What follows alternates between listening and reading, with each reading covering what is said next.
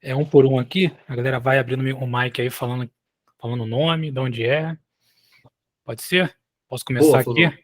Boa. Primeiro aqui tem a Bruna Brada, que é a nossa introdução. Se quiser fazer, Bruna. Oi, gente, boa noite. Sou de São Paulo, nascida, moro no Campo Belo. Prazer estar aqui com vocês.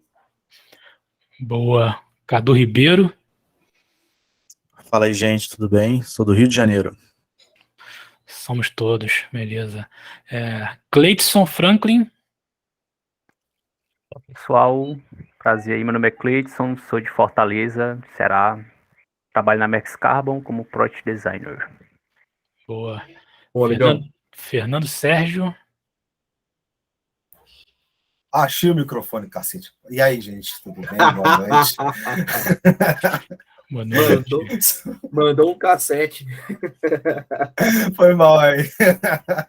Tá gravado, tá gravado. Beleza. Aqui pode. Aqui pode. Meus filhos ficam falando se é palavrão ou não. Até hoje eu falo que sim, né? Mas tudo bem. Sou de São Paulo, capital, gente. É isso. Maneiro. Vamos lá, Guilherme. Cadê Martori? Acho que eu acertei. E aí, pessoal, boa noite. Boa noite. Estou falando aqui de Porto Alegre. Sou Guilherme, sou também PD, Product Designer, e trabalho com o Gui. Sou liderado pelo Gui lá na Sul América. E também estou bebendo aqui, ó. No meu caso aqui, eu estou bebendo o gin mesmo. Ai, sim. Beleza. Yara Leite. Oi, prazer. Eu sou Yara, sou de Cajamar, fica do ladinho da capital de São Paulo. Legal. Prazer, Yara. Próximo é Yarla Rodrigues. Opa, sou de Campina Grande, Paraíba. Opa, legal. Olha que sotaque lindo. Isso aí, Nordeste presente. Vamos lá. Yuri Matos, mais um sotaque legal também. Fala, Yuri.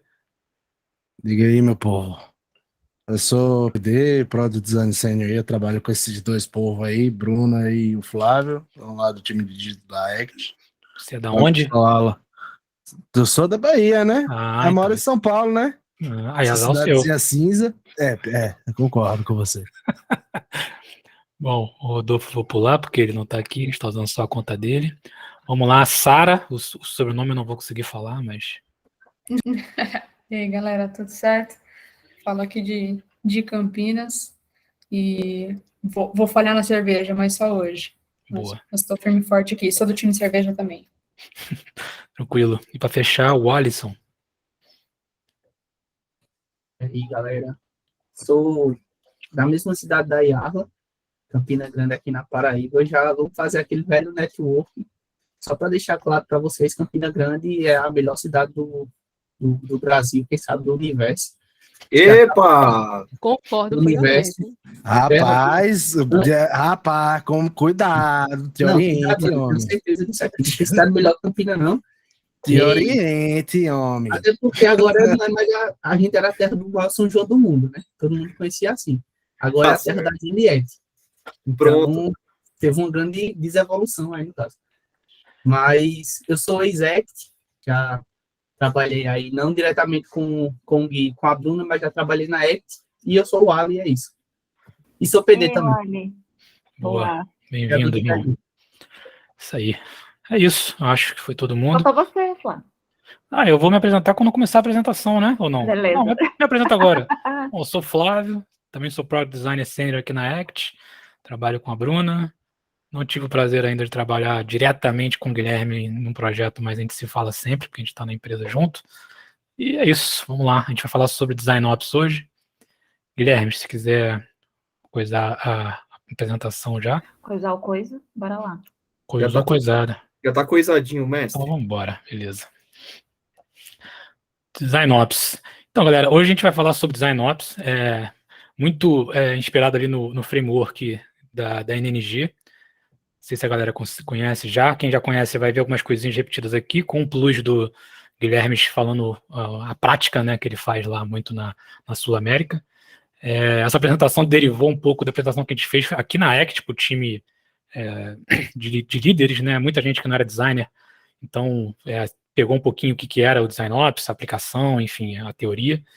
E a ideia, a gente pegou, quando a gente fez essa apresentação, eu e o Guilherme, a gente teve a ideia de trazer aqui para o grupo. Então, vai ser quase um bate-papo entre eu e o Guilherme aqui, quase um micro podcast, meio apresentação, né? Mas bem E- fake, né? Bem daqueles fake, né? E aí, o interessante foi que a gente fez isso numa série de meetups que a gente faz na ACT, que é feito pelo nosso time de Digital Experience, né? Que a Bruna é a Head de Digital Experience. Se quiser falar um pouco dessa área, Bruna. Eu falo. Bom, a gente atua aqui numa área que chama Digital Experience, é uma área mais estratégica na consultoria. Então, a gente faz todo o desenvolvimento de produtos, canais, modelos de negócio, serviço, trabalhando muita experiência do usuário, mas também olhando cliente interno e externo, trabalhando estratégias, trabalhando programas de inovação, processo de design, de transformação ágil. Então, é um time bastante aí seleto e bastante criativo. Então, a gente tem designers, analistas de processo, inovação, agilidade. Então, é bem bacana. E nos meetups a gente faz focado sempre nesses temas, para realmente trabalhar um pouco mais o aculturamento, a gente se unir mais, trocar, né, aumentar, ampliar também o ecossistema, né, de designers e por aí vai. Então, a gente fez esse do Design Ops, que foi um sucesso, e a gente está aí disseminando para mais comunidades. Muito bom, Bruno. Já quer aproveitar e fazer um merchanzinho da ST aí? Fica à vontade. Falo sim. Bom, para quem não conhece, a Act Digital é uma consultoria de transformação digital. A gente acelera os processos de transformação digital. Hoje, a gente está em 11 países, a gente tem cerca de 4.500 colaboradores. É uma empresa aí bem robusta no mercado. A gente atua em 3 modelos de negócio. Então, a gente tem aquele famoso body shop, a gente tem o modelo de squad gerenciada e essa parte da consultoria, na qual sou responsável, e a gente responde, né, essas 3 áreas aí respondem diretamente aí para o CTO. Então, é bem interessante, é uma área que está crescendo muito, principalmente essa parte mais voltada para a gente fazer transformação de fato, né, transformar para o processo de design, para processos ágeis, lean, são abordagens que têm norteado aí, né, os nossos projetos com os clientes. Basicamente é isso, para falar um pouquinho da ACT. O Guilherme hoje ele está alocado aí na Sul América, o Flávio está na Sturgle, que é um cliente internacional, e eu acabo tocando vários projetos aí ao mesmo tempo, cuidando do time. É isso, acho que era isso que eu queria falar. Não sei se o Gui ou o Flávio quer comentar algum ponto sobre a ACT ou sobre o modelo. Eu quero comentar que eu gosto muito da ACT, entendeu? Eu tenho muito orgulho de trabalhar aí, e é isso. Pronto, já fiz o meu... Enfim. Beleza, vamos começar. O Oli levantou a mão. Fala aí, Oli. Só o testemunho mesmo, realmente, é uma ótima empresa, tem gente muito boa, muito capacitada lá. Foi uma pena ter saído, mas bota aí que a Bruna vai me puxar de volta. Mas é isso, realmente, é uma ótima empresa. Aguarde. Beleza, vamos lá então? Bora. Beleza. Faltou eu, o Buzz Lightyear, né? Vai lá. Tô com o nome do Rodolfo aqui, galera, mas o Hot teve uma intercorrência, uma novidade. Ele tem um bebezinho recém-nascido, precisou correr no pronto-socorro com o bebê, mas sem neura. A gente segue aqui. Tô com a conta dele para poder fazer o hoster, né? Para poder fazer streaming aqui com vocês. E é isso. Trabalho também aqui com essa dupla dinâmica, assim como outras pessoas aqui que estão com a gente na sala. Também na Act Digital. Embora eu fique alocado no cliente Sul América, mas a gente está tudo junto e misturado. Aqui o amor venceu. Vai, taca lá e pau, Flavão. Bora. Próximo slide. Vamos lá. O que é Design Ops, né? Design Ops deriva, né, um pouco o nome, né, do DevOps, né? Mas é Design Operations, né? E a definição da NNG, da Nielsen Norman Group, né, que é essa empresa de consultoria americana, de UX, é que a Design Ops é a orquestração e a otimização de pessoas e processos para ampliar o valor do design e o seu impacto em escala. Isso é mais uma visão, né, do Design Ops dentro de uma organização, né? Essa parte de pessoas e processos, né? E a ampliação desse valor do design e a forma de escalonar isso dentro da empresa, né? A gente vai falar um pouquinho mais detalhado nisso um pouco mais para frente. Pode passar, cara. Bom, só uma pergunta aqui, Flavão, num toque meio podcast, assim. Um pouco fake, assim. Design Ops, DevOps, tem alguma coisa a ver com DevOps? Não, foi inspirado, né? Assim, o nome só, né? Porque trocadilho. É um trocadilho, Foi o DevOps, né? Já tem muito mais tempo do que o Design Ops. Apesar de Design Ops, a gente vai ver aqui na frente mais um pouco, o Design Ops tem muita atividade, né? que muitas pessoas que eram designers já faziam antes mesmo de virar design, de ser Design Ops, né? Chamar como Design Ops. Até, enfim, muitos antes de a gente ter esses termos até de UX, essas coisas, muita gente já fazia coisa de UX, então é uma questão de nomenclatura só, né? Perfeito, mano. Vamos para a próxima. Boa. Então, se ficou muito vago assim, né, a definição, Para mim tá extremamente vago. Não, Você poderia beleza. esclarecer um pouco mais? Esse termo, né, um termo que abrange essa variedade de atividades e desafios relacionados ao design, que geralmente a gente que é designer, ou então gerentes de departamentos, né, eles têm que resolver continuamente. Então tem essa parte de crescimento, envolvimento da estrutura do design, do time do design, encontrar e contratar pessoas, né, com habilidades complementares, né, muitas vezes para poder montar uma equipe, criar esses fluxos de trabalhos com mais eficiência, que gerem trabalhos e resultados com eficiência, e, obviamente, melhorar a qualidade e o impacto das entregas, né? No caso, se for um produto para o cliente final, ou se for um produto interno para um cliente da própria empresa também, enfim, é basicamente isso. Pode ir para o próximo. Opa, mais uma pessoa chegando aí, ó. Boa. Então, qual seria, né, o objetivo, né, final do Design Ops? Seria a gente estabelecer esses processos e essas medidas que vão gerar essas soluções de forma que se escalem dentro da empresa, né? Que aí os designers possam, né, focar no que é a atribuição, né, principal de um design, que é pesquisa e design, né? Às vezes o designer acaba se ocupando com outras tarefas e aí não sobra tempo, né, para fazer pesquisa, para estudar mercado, enfim, e para botar a mão na massa, né, no design. Um dos objetivos do Design Ops também é basicamente isso, né, fazer essas atribuições do design ficarem sempre sendo focadas para o design e não ficar, enfim, gerando demanda desnecessária, né, e melhorando cada vez mais o motor, né, da empresa com o departamento de design dentro dela, seja o departamento de design sendo uma pessoa, ou, enfim, sendo um time inteiro, com várias lideranças, enfim. Até para complementar, pessoal, o Design Ops, ele entra muito no mindset, assim como existe o Design Thinking, que é diferente também do cargo de Design Ops, né? Então, são mais de uma pessoa num time de design trazendo essa mentalidade para realmente a gente garantir mais consistência, padronização, uma série de processos para realmente trazer uma maior clareza, realmente entender necessidades específicas, ter clareza, uma clareza holística, ter o time saudável rodando de forma eficiente. Então, é um pouquinho nesse sentido, tá? Perfeito. Muito bom, Bruno. Boa, vamos lá.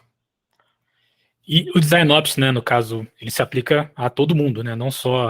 Apesar de a gente ficar usando muito o termo designer, né, nesse tema, ele se aplica a qualquer pessoa que trabalhe nesses processos que são processos centrados no usuário, né, qualquer pessoa que, mesmo não sendo designer, não sendo aquela pessoa que, enfim, mexe no Figma, sei lá, essa pessoa também pode fazer Design Ops, né, ou mexe no Sketch, tá, não quero criar briga aqui não, enfim, ou no XD, tô só dando um exemplo.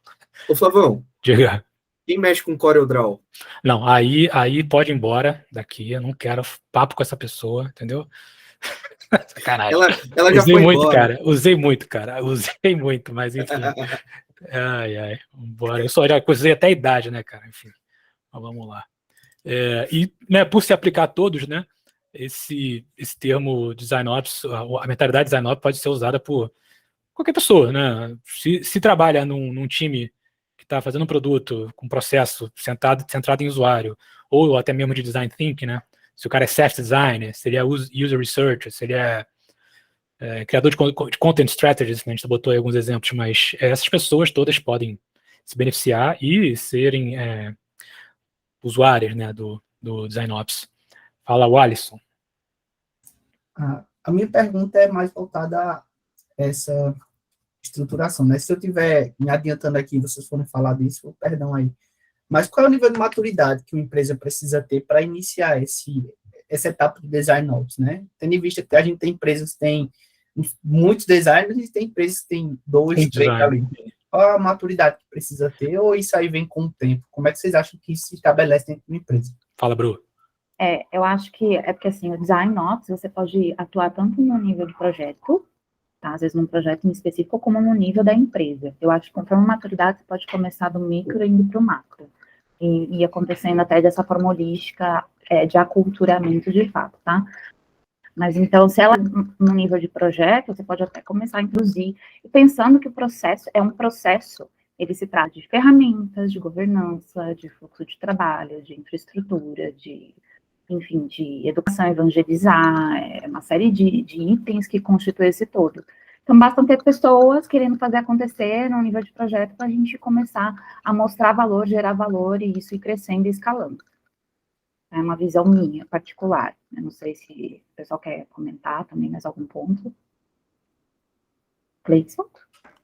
Opa, pegando esse ponto aí, eu trabalho em uma startup, eu sou, bem dizer, o único UX, né, PD, e eu consigo aplicar, assim, não é bem o termo Design Ops, né, mas eu consigo aplicar processos, assim, que meio que se aplicam a esse cargo, e mesmo não tendo tanta maturidade, né, a gente está iniciando, mas a gente consegue manter ali um fluxo bacana.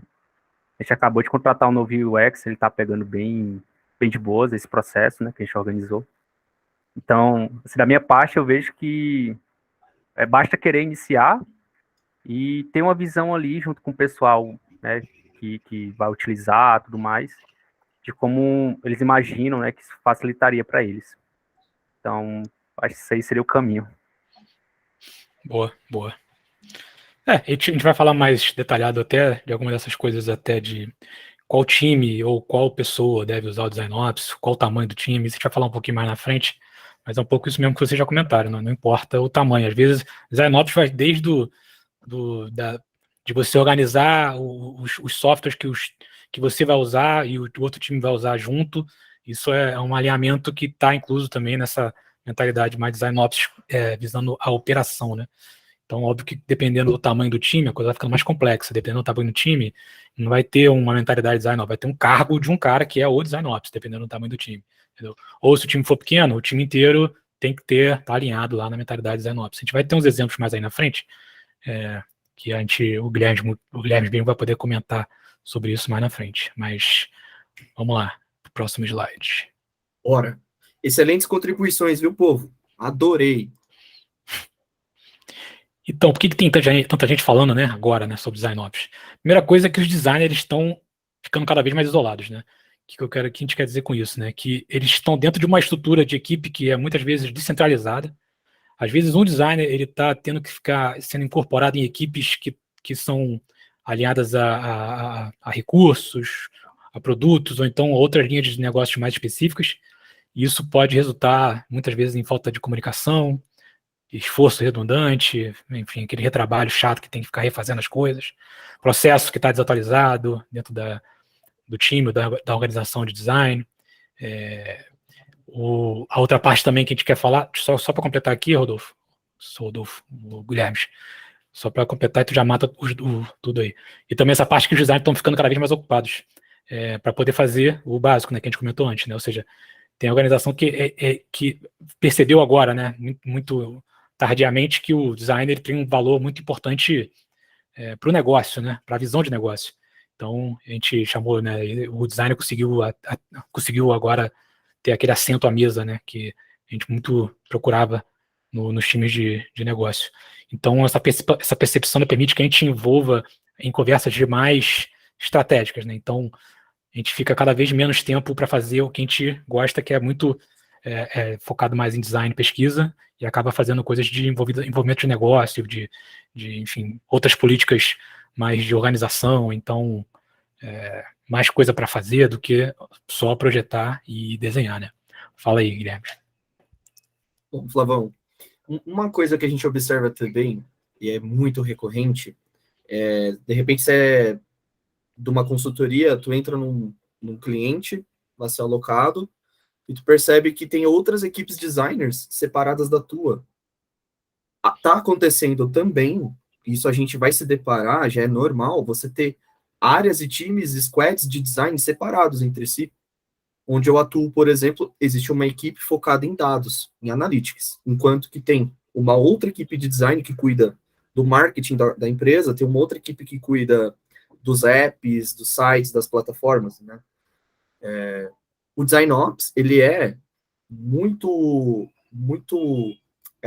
bem utilizado se todas essas squads conseguirem unificar, padronizar, dar uma consistência para aquilo que é projetado, produzido ali por essas equipes, e consegue unificar toda essa diversidade ali de produtos que saem, de entregas que saem, senão também, né, fica uma coisa muito dispersa, né, cada um vai fazendo o seu, não se tem uma comunicação efetiva, e a gente encontra outros gaps aí também, né, Flavão? Pois é,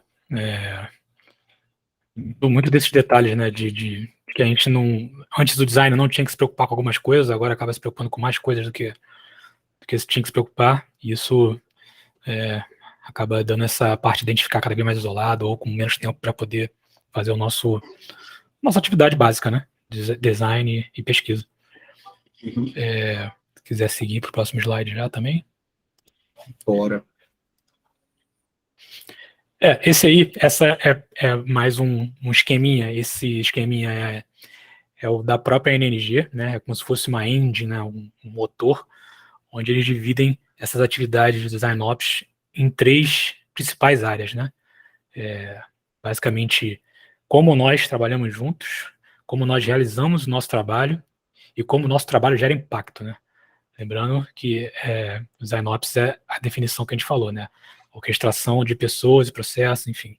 E aí cada parte dessa engine tem 3 ramificações que tem bastante coisa que a gente pode falar hoje, e o Guilherme vai ajudar a gente também nos exemplos legais que ele tem lá na Sul América. Pode seguir aí. Bora. Primeira parte, né? Como trabalhamos juntos, né?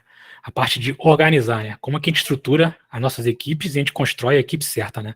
Aí dentro dessa parte de organizar, a gente tem projetar estruturas organizacionais para a equipe de design, ou seja, a equipe bem desenhada, a equipe bem organizada, do tipo, cada pessoa com a sua tarefa complementar, enfim. A segunda parte também que a gente cria a equipe de design com habilidades complementares, é uma parte também que vem dentro dessa parte do organizar, e definir o papel dos designers individuais, né? Ou seja, uma coisa é o que o designer faz, uma coisa é o que o departamento de design ou o time de design todo faz, né? Uhum. Teria algum exemplo bacana desse aí, Guilherme, que você fez na Sul América? Tem sim. Claro que existem exemplos melhores, tá, gente? Muita gente está aplicando Design Ops hoje no mercado. A gente tem, inclusive, uma referência aqui, que é o próprio Fer. O Fernando Sérgio está aqui com a gente, presente nessa agenda. Mas aqui é um exemplo bem prático do que a gente fez, usando das ferramentas que a gente dispõe, sem gerar muito custo também, sem onerar o orçamento do departamento da empresa. A gente percebe que Design Ops ele pode acontecer com o que se tem. O importante é você manter os princípios sempre ativos, tá? Na equipe, na companhia. A gente tem esse Miro, e aqui a gente consegue organizar tanto a distribuição dos projetos, inspirações em conjunto que a gente pode usar para melhorar e fazer melhoria contínua dos produtos que a gente desenvolve, onboarding para todas as pessoas novas da equipe, os objetivos da casa, né, os objetivos do nosso time de design, eles ficam aqui expostos e transparentes para que todos possam acessar a qualquer momento, consumir. Isso também é apresentado sempre que alguém entra na equipe. A gente tem um roadmap, onde a gente planeja as atividades. Até outras questões, como férias e descanso, isso não obrigatoriamente precisa estar num Design Ops, ou precisa estar numa plataforma geral, mas eu gosto de ter uma liderança democrática e ativa, então não vejo problema no compartilhamento desse tipo de informação. Algumas outras informações, como a gente trabalha com várias disciplinas focadas em dados, a gente promoveu ali durante um período da nossa experiência aqui, né, na casa, bate-papos bem parecidos com esses aqui que a gente está promovendo, só que com cada disciplina, com profissionais específicos de cada disciplina de dados, como ciência de dados, engenharia de dados, data viz, arquitetura de dados, governança. A gente teve esse papo, foi uma espécie de uma entrevista, foi bem lúdico, foi bem dinâmico, foi bem interativo, a gente respondeu várias perguntas que a equipe tem, e mesmo designers já com uma certa experiência no mercado de Big Data e profissionais sem qualquer experiência puderam trocar informações e tentar ficar na mesma página, sabe? E aqui, o que seria todo o nosso conceito de Design Ops, ele está escrito aqui, ele é retroalimentado com reuniões semanais, quinzenais, ou com a frequência que a gente conseguir fazer. A gente aborda todos os conceitos aqui das nossas esteiras de trabalho, a gente refina, define junto. DesignOps só funciona se ele for feito de forma democrática e colaborativa, então não vai funcionar se você tentar escrever tudo e impor para a equipe. Isso na posição de um líder. Assim como na posição de um liderado, não é legal alguém dizer exatamente como você deve executar cada etapa da esteira, cada elemento, cada entregável. Aqui a gente tem, então, vários conceitos sendo organizados e compartilhados entre toda a equipe.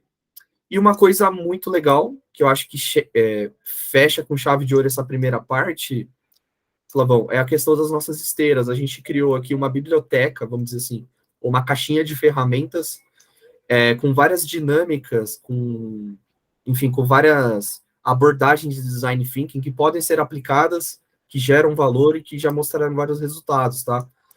Então, o designer, ele não perde tanto tempo planejando ou roteirizando uma design sprint, uma abordagem de design thinking, uma vez que ele tem aqui vários frames, tá? Todos eles já aplicados e muito bem estruturados aqui, com várias dinâmicas à disposição do designer, onde ele pode customizar ali a estratégia digital que ele vai aplicar, e com isso a gente otimiza tempo, recurso, energia, e otimiza a nossa atuação.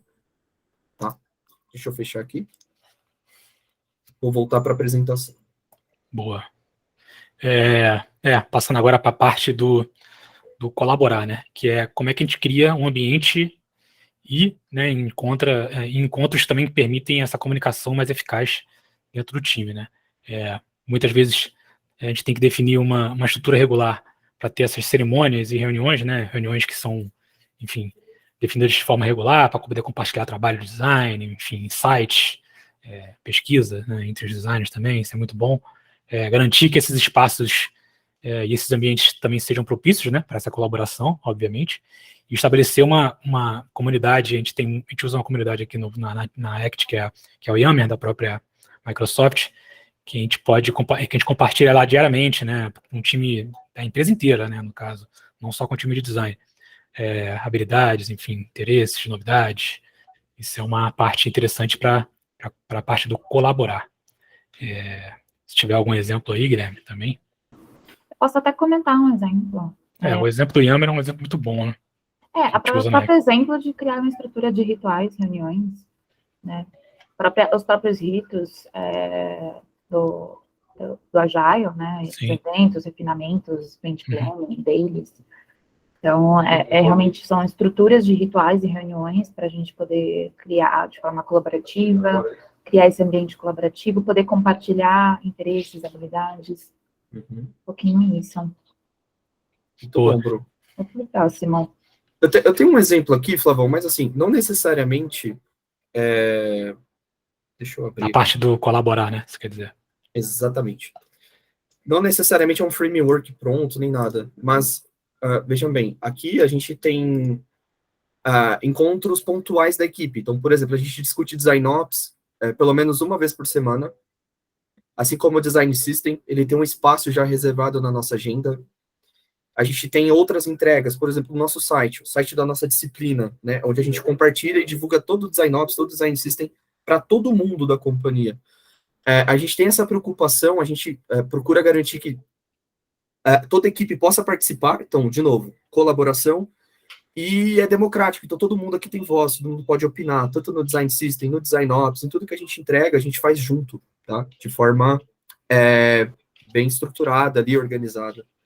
Inclusive, a gente compartilha muito habilidades e interesses, por exemplo, até o Yuri, né, ele foi desenvolver questões de chatbot, e aí a gente pediu para ele apresentar um pouquinho, né, do que ele foi descobrindo ali num projeto específico, né, o Flávio também, então a gente teve várias iniciativas e estudos que a gente sempre compartilha esses interesses, essas habilidades um com o outro, para realmente a gente disseminar conhecimento nesse ambiente colaborativo. Perfeito. E a terceira parte do como trabalhamos juntos é a parte do humanizar, né? Como é que a gente garante, né, que práticas de contratação, né, de novos funcionários, de integração desses funcionários ao time e desenvolvimento profissional, né, desses funcionários, tratem eles primeiro como seres humanos, né. A primeira parte seria a gente fazer essa prática de entrevista, né, que seja específica para as necessidades da equipe, né, de design, estabelecer essa prática mais de forma consistente, né, essa prática de contratação, ter um bom onboarding, né, enfim, acho que isso é uma coisa que muita gente que inicia, né, principalmente com design, numa empresa que tem algum produto complexo, algum sistema complexo, essa parte de onboarding é muito importante, né, para poder garantir que o pessoal seja bem sucedido logo ali no início, né, da parte, e também a parte de padronizar de forma bem transparente ali os planos de carreira, né, seja ela para função gerencial ou não gerencial, né, essa é uma parte do humanizar. Não sei se vocês têm um exemplo aí, Guilherme ou Bruno. Eu tenho também a questão de, às vezes a gente pode fazer até brainstormings com o time para levantar a necessidade da equipe. Também acho que é super importante. Né? Ter o onboarding, acho que já tem sido uma prática e constante, né? Quando o cara entra, a gente está passando ali um pouquinho como é o plano de voo, como que as coisas rodam, mas também essa parte de levantar necessidades da equipe é super importante aqui, né? Nessa integração e desenvolvimento também do time e do profissional. Muito bom, Bruno. Perfeito. Quer ir pro próximo? Bora. Beleza. A segunda peça daquela engine lá que a gente mostrou, né? Que é o como realizamos o nosso trabalho, né? Primeira parte seria o padronizar, né? Que é como é que a gente facilita, né? Para ter a qualidade do design, né? Por meio de ferramentas e processos consistentes. Isso a galera acho que vai se identificar bastante, né? A gente documentar e otimizar o processo de design, né, de forma que esse processo do início ao fim, né, a gente tenha uma entrega mais fluida, né? Acho que o pessoal tem bastante prática com isso, né? Definir e alinhar essas atividades de design que sejam de fato, né, significativas dentro do processo, né, para não ter coisas redundantes, e ter uma auditoria e uma aplicação de uso essa aqui, né, pessoal, enfim, uso das mesmas ferramentas, né? Às vezes a gente tem aquela briga interna para ver qual ferramenta vai usar, qual é melhor, enfim, essa aqui faz isso, essa aqui não faz, mas o padrão, né, manter o padrão dentro de uma organização, dependendo até do tamanho do time, tipo assim, é crucial, né? Guilherme, você acha que você tem um exemplinho aí sobre isso? Tenho sim. Ô Gui, você que está aqui comigo, fica à vontade também para contribuir, viu? Que você faz parte de tudo isso aqui, que a gente cria lá e desenvolve. Aqui a gente tem, por exemplo, ó, um registro, né, de todas as ferramentas nas quais a gente usa em conjunto, e é bom que a gente mantenha o uso das mesmas ferramentas, mantendo os mesmos padrões e boas práticas para que, poxa, num momento de contingência, por exemplo, um colega fica doente, um colega fica de férias, ou qualquer coisa nesse sentido, você vai manter o trabalho com a mesma qualidade que ele, e você não fica perdido. E a mesma coisa ele pode te cobrir, né? Então, por exemplo, ferramenta para planejamento e documentação que a gente usa é o Gira. A gente usa o Miro para documentação também, mas ele serve para executar, para planejar atividades. O Adobe XD é a nossa ferramenta oficial de prototipação, entre outras ferramentas Google, que fazem parte ali da própria ecossistema ali da empresa, tá? Boa. O próximo, quiser voltar já, ou se quiser mostrar mais alguma coisa? Não, vamos para o próximo. Vamos lá. A parte agora do harmonizar, né? Ainda dentro do como nós realizamos o nosso trabalho, né? A parte do harmonizar seria basicamente como é que a gente compartilha, né, e expande essa inteligência de design para que todo mundo trabalhe a partir do mesmo entendimento compartilhado e construir um terreno comum, né? Todo mundo na mesma página, né? Basicamente. A primeira parte seria essa de dimensionar e gerenciar o design system, né, para poder criar eficiência, né? Muitas vezes a gente não tem um design system pronto para algum produto, para algum serviço que a gente vai desenhar. Isso ajuda bastante as coisas ficarem de forma padronizadas e harmônicas, né? A gente construir, né, repositórios, né, com esses dados de pesquisa. Às vezes a gente tem um produto que já tem muito resultado de pesquisa com o usuário que às vezes o design não tem acesso e algumas informações dessas são enfim, preciosíssimas para a gente montar uma interface, para a gente poder fazer um fluxo, né? Se a gente tivesse esse repositório com esses dados de pesquisa de forma acessível, de forma fácil para todo mundo, isso é uma forma também que a gente harmoniza a forma como a gente realiza o nosso trabalho. E, por último, a gente usar a gente chama de gerenciador de assets, né? Seria algum sistema que a gente consegue manter todos os assets no mesmo lugar, todos os modelos de design no mesmo lugar, e que todo mundo consiga acessar isso sem restrição. Isso ajuda a gente também nessa parte da harmonizar, né? Se tiver algum exemplo aí, Bruna, Guilherme. Deixa eu falar. Eu ia falar que é muito importante o repositório ser acessível, né? E outra coisa que eu ia comentar é que as ferramentas, assim, hoje não tem um certo ou errado. Se vai ser o Gira, se vai ser o Miro, onde você vai colocar, se vai ser até numa planilha os resultados da pesquisa, um PPT, enfim, que seja. A questão é a gente encontrar esse repositório em que isso tudo vai estar acessível, né, para o time, a gente poder ter consistência e também ter as informações ali, como o Fábio comentou. E esses sistemas de compartilhamento, né, são modelos de design para serem compartilhados com a equipe, tem vários exemplos aí no mercado, ferramentas no mercado, Deskify, por exemplo, é uma delas. É isso que eu tinha para contribuir. Boa, Bru. Eu tenho sim, Flavão, tem alguns exemplos aqui. Eu queria trazer um primeiro exemplo, que é o nosso design system. Ele foi desenhado não menos e não mais do que pelo nosso gênio talentoso Gui, o Gui Cademartori. Gui, você quer falar um pouquinho dele? Eu aqui tô só pagando um pau pra você. Não, vou deixar que tu apresente aí, por favor. Tá bom, Gui. O Gui deu vida, tá, para essa entrega. Como a gente chama, né? O Design System e o Design Ops, eles são organismos. A gente não gosta de traduzir como produtos, nem tampouco como, sei lá, um sistema. Para nós, são organismos. Acho que é a palavra que melhor define, porque estão sempre crescendo, sempre transformando, sempre amadurecendo, e isso é um comportamento típico de um organismo, tá? O Design System nosso, embora ele não esteja... aqui tem um manifesto escrito pelo Gui também, conseguiu traduzir muito bem ali a essência e o objetivo do nosso Design System. Tem todo esse tema laranja, tá, gente? É uma brincadeira, porque o branding da Sul América é muito presente a cor laranja, eles gostam de falar que tem sangue laranja e tal. A gente tem alguns capítulos, alguns ainda não estão materializados, mas, por exemplo, no que se refere a Style Guide, UI, patterns, padrões de aplicação, grafismos, etc., a gente fez. Vou passar aqui bem rapidinho por alguns desses temas, só para vocês verem como ficou legal, como ficou bonito. Tipografia. A gente fez um estudo, fez um levantamento das tecnologias, quais famílias tipográficas as ferramentas que a gente trabalha aceitam, né? A gente usa Tableau e Data Studio. São ferramentas específicas para análise de dados, né? Não dá para você abusar muito.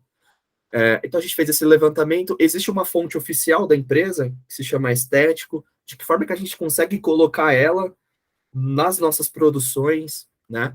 Quais são as melhores opções de tipografia? A gente identou também tipos, né? Então, por exemplo, títulos, a gente tem o título 01, que seria o principal, título 02, título 03, título 04. Aqui a gente dá algumas instruções, né? Por exemplo, qual a família tipográfica que se pode usar ou que se deve usar, quais tamanhos estão elegíveis para esse tipo de título, mais ou menos como um HTML e um CSS, né? Um front-end faz. O que é o H1, o que é o H2, o que é P1, P2, algo bem parecido com isso, tá? Nós fizemos aqui. Mesma coisa para dados, a gente fez aqui um bom levantamento do que era usado, que já foi usado por anos na equipe. Enfim, o Gui materializou isso aqui para a gente. E outra coisa muito importante, a gente deixa disponível o download dessas tipografias, né? Fica tudo omnichannel, no mesmo lugar, centralizado e fácil. Você clica aqui e baixa, tá? E olha só, a gente está fazendo com a Adobe XD. Como a Bruna mesmo mencionou, usa a ferramenta que você tiver. Se tiver limão, faz limonada. Se tiver laranja, faz suco de laranja, tá? Vou pegar aqui só mais um tema para mostrar para vocês. Cores.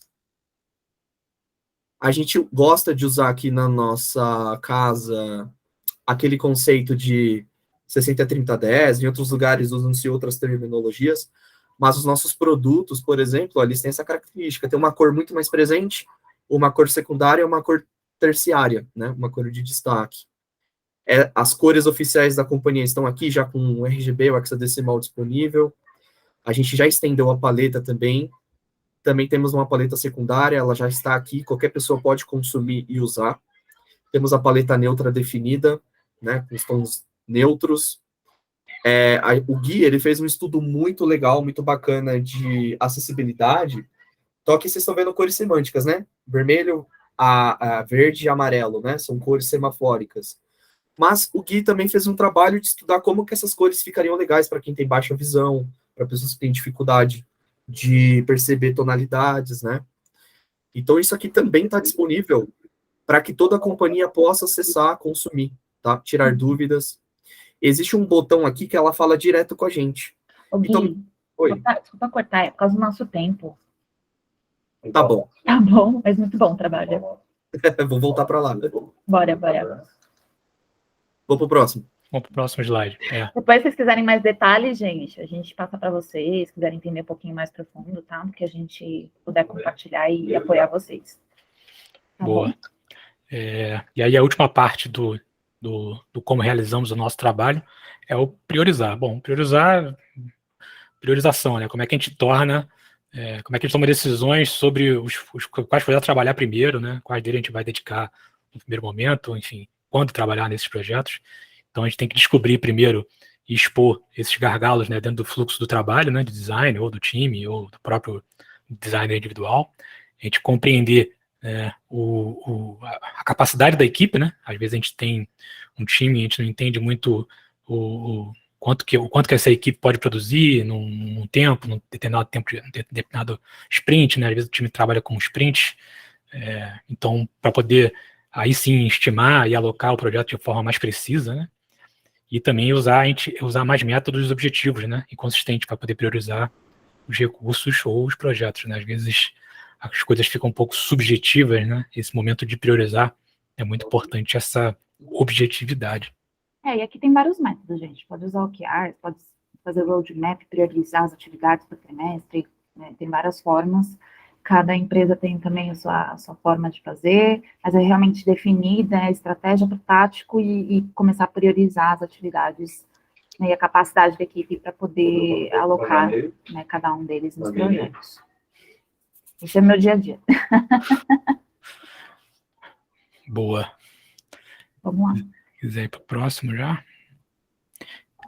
E aí o último daquelas três peças da Engine, né, é como o nosso trabalho gera impacto.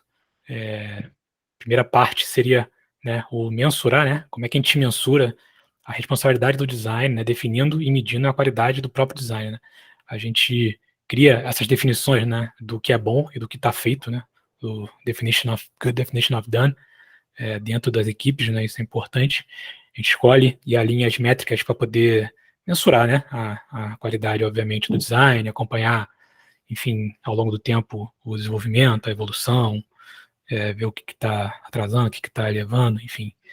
A gente cria e usa também princípios de design em todo o processo de design com medidas mais objetivas, né? Um pouco o que eu estava falando antes, né? A objetividade, principalmente para poder ter mensuração, né? Usando métricas, ela é muito, muito importante.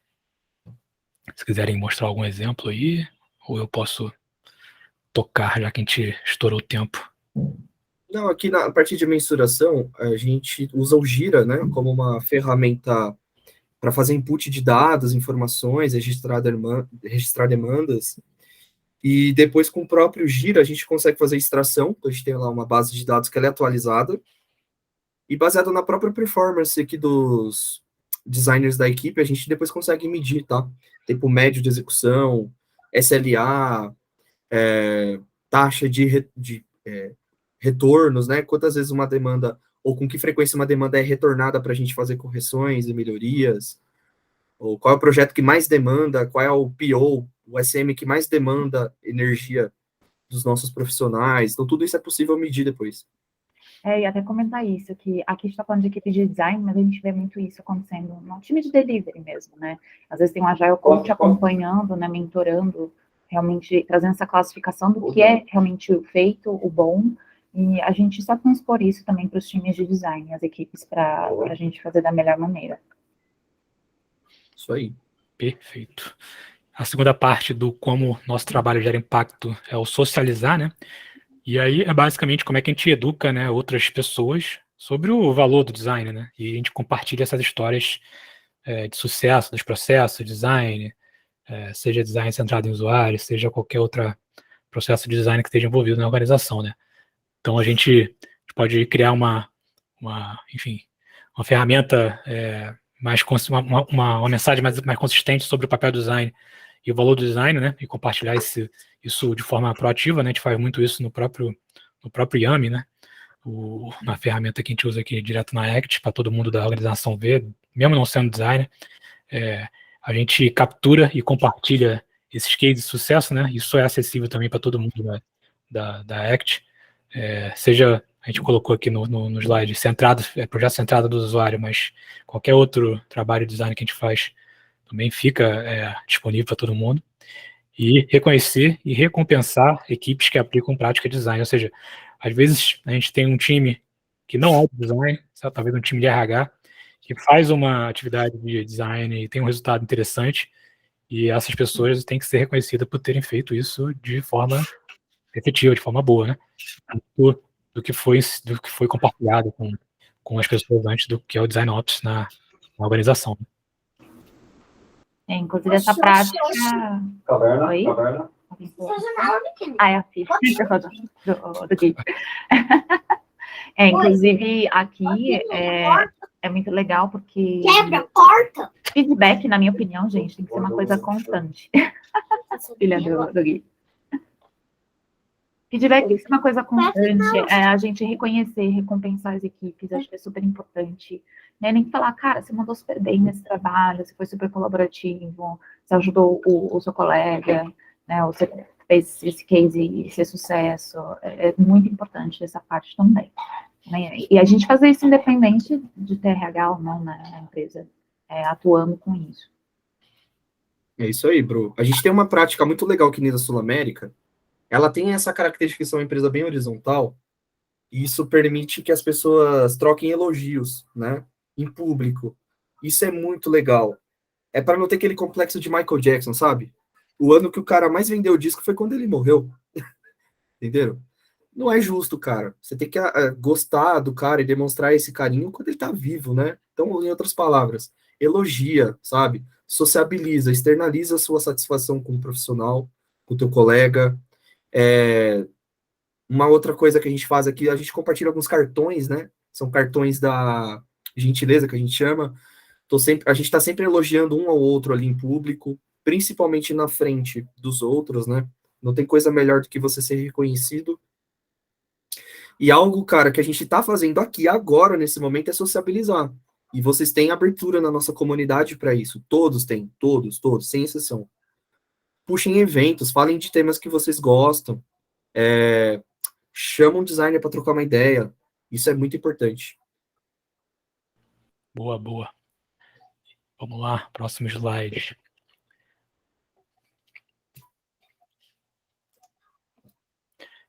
E esse seria a parte de capacitar, a última parte do como nosso trabalho gera impacto. Capacitação, basicamente, né? Então, como é que a gente cultiva a compreensão e o uso das atividades de design, mesmo pessoas que estão fora, né, da equipe de design, né? Então, a gente educar essas pessoas que estão fora da equipe de como usar as ferramentas, né, ou as atividades e os processos de design, a parte de criar esses playbooks também, né? A gente tem alguns playbooks que a gente cria aqui para outros times poderem usar, então a linguagem tem que ser mais abrangente para todo mundo conseguir entender, para poder ser bem acessível para todo mundo da empresa, evitar que o time de design com isso seja requisitado para fazer alguma coisa que o próprio time que está necessitando dessa demanda pode cumprir, né, para evitar esse gargalo. E, por último, também a implementação de treinamentos de habilidade, não seja atividades, né, mas para poder capacitar pessoas em qualquer atividade relacionada ao design que a pessoa tem interesse. Eu acho que isso fecha, né? Aqui eu incluiria soft skill também. Soft skill, né? Não só hard skill, mas soft skill também é fundamental. Por quê? Porque eu vejo que todo profissional de design, ele é um cara multidisciplinar, super colaborativo, ele interage com outras áreas, então ele tem que ter esse dinamismo, né, para poder tá agindo da melhor maneira, e é que eu tenho trabalhado muito com os times de design. Perfeito. Isso é verdade, hein? Tô aqui para provar, para testar a verdade. Boa, boa. Vamos lá. Esse slide é mais falar sobre isso, né? Que cada problema, né, é uma solução. Que é, tipo, é impossível, né? A gente fala às vezes que uma pessoa só, né, ou até mesmo uma equipe, né, dependendo do tamanho da organização, ela seja responsável pelo design ops em todos os aspectos, né? Então, elas têm que ser, enfim, ser bem analisada no início enfim, de cada problema, entender qual é o problema de fato, para poder saber como atacar isso com o design ops, se é um problema de design ops, né? Então, a gente tem que ter esse planejamento, essa pesquisa interna, então tem que fazer visitas de escuta, poder entrevistar alguns departamentos, falar com os stakeholders, para poder avaliar qual é, enfim, os maiores pontos de retorno ali dentro da empresa, para poder começar a atacar diretamente ali, né? E não perder muito tempo. Pode ir para o próximo, cara. Isso é um pouco também, né, de quem faz o design ops, né? A gente falou um pouco isso antes já, né?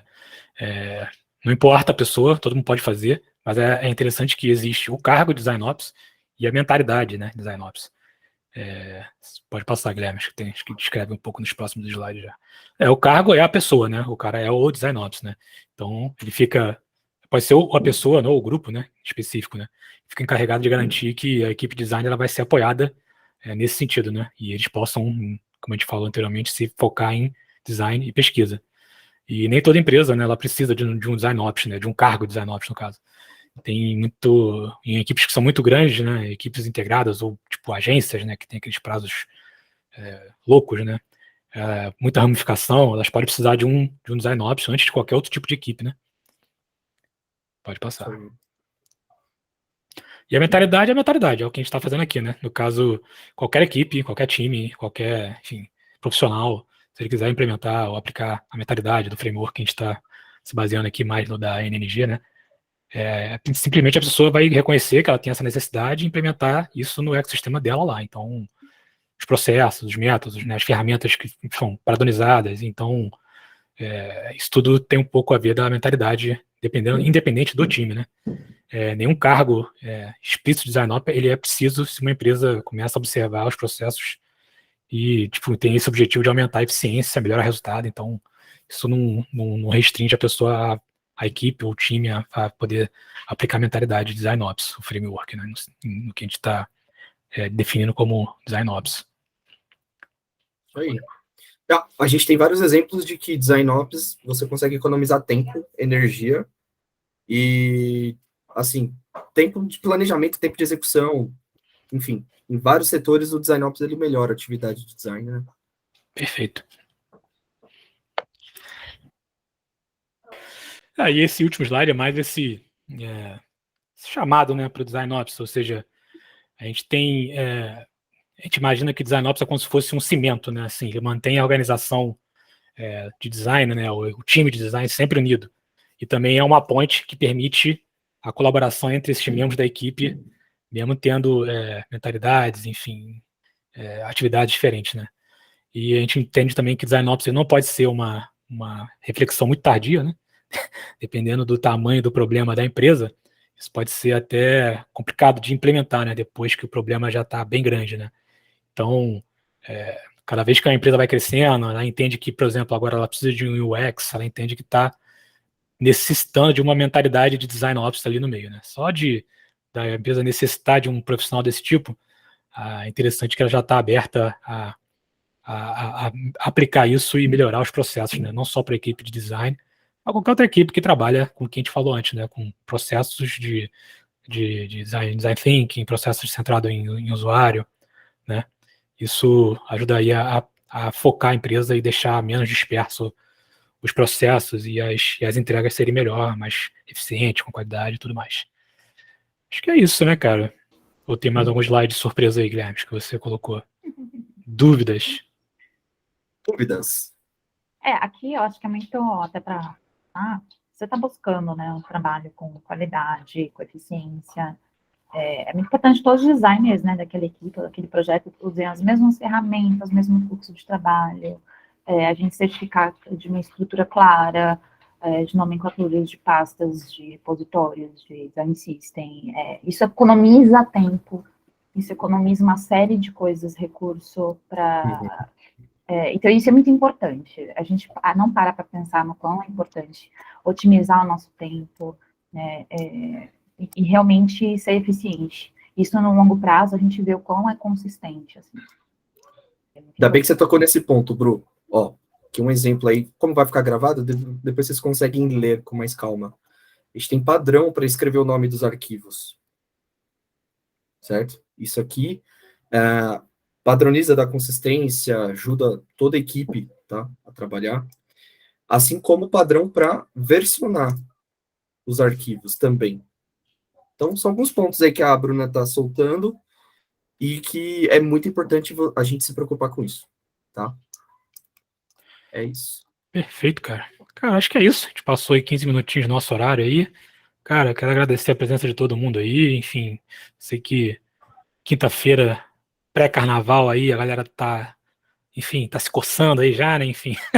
Mas acho que foi interessante aí como um primeiro, né? Workshop, né, do nosso grupo lá de design. Eu acho que é interessante a galera, enfim, dar o feedback depois, né, de como é que foi, o que eles acharam, dar sugestões aí para melhorias, ou sugestões já de próximos workshops aí. O Guilherme está bastante ativo lá no grupo lá, enfim, acho que a gente pode alinhar, ou qualquer outro conhecimento aí que algum dos membros do time aí tenha e queira compartilhar também num workshop desse. É interessante, fica aberto, enfim, é um grupo colaborativo e é isso. Isso aí, galera. Valeu, gente. Gente, obrigado a todo mundo aí. Gente, a gente queria tirar uma fotinho. Bora? Ui, aí, Bora. fotinha, lá vem, cara. Todo mundo ligar a câmera, é isso?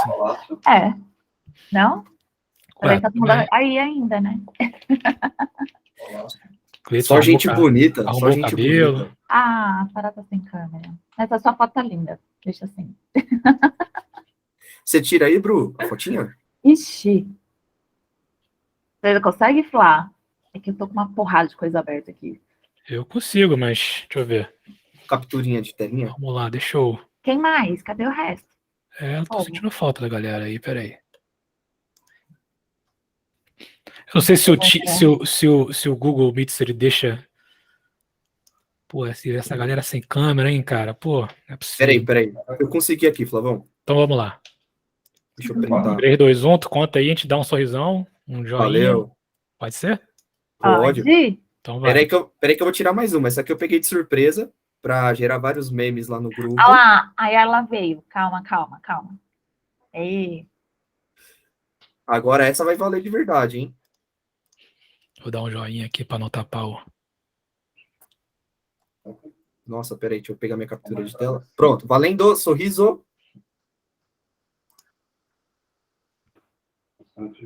Ficou lindo.